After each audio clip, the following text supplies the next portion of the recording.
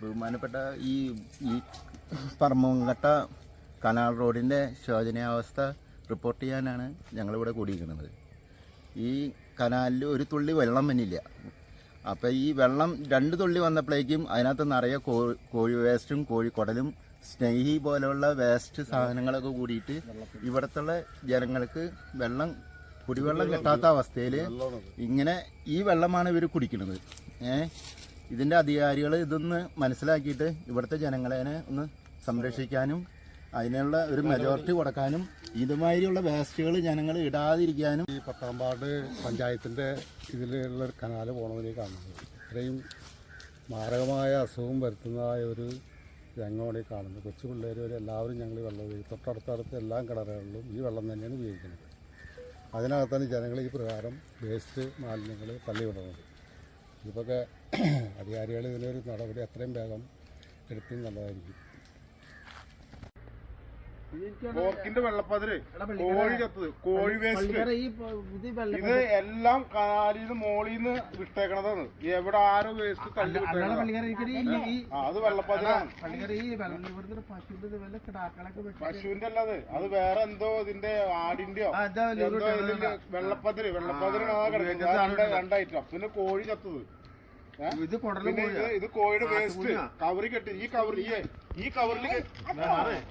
കവറിൽ കെട്ടിന് ഇത് വേസ്റ്റ് എല്ലാം വിട്ടേണേ. അടുത്ത വേസ്റ്റാണ് ഈ കവറിൽ കിടക്കുന്നത്. ഇത് വേണ്ട, ഇത് വെറും വേസ്റ്റാണ്.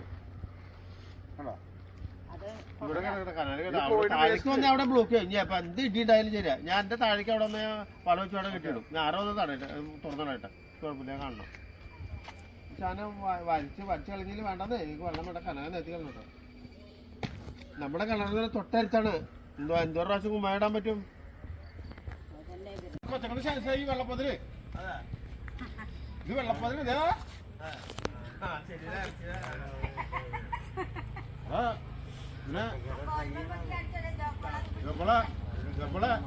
വെള്ളപ്പതിരൊന്ന് വെള്ളപ്പതിര് എഞ്ഞുണ്ട്. വെള്ളപ്പതിരൊന്ന് ഇതൊന്ന് സ്നൈ വെള്ളപ്പതിന് വേണം. അതെ ഇഞ്ഞുണ്ട്.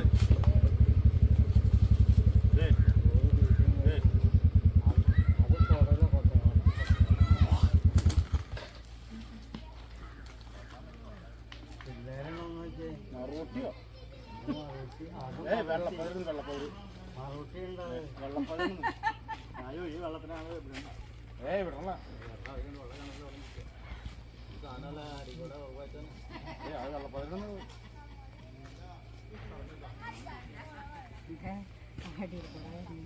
ഇതൊക്കെ വന്ന് എനിക്ക് ആ വീഡിയോ ഒക്കെ ഇങ്ങോട്ട് പറക്ക്.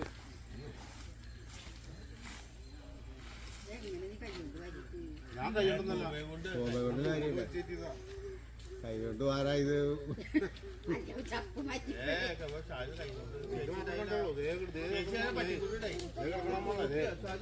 ഇതെടുത്തത്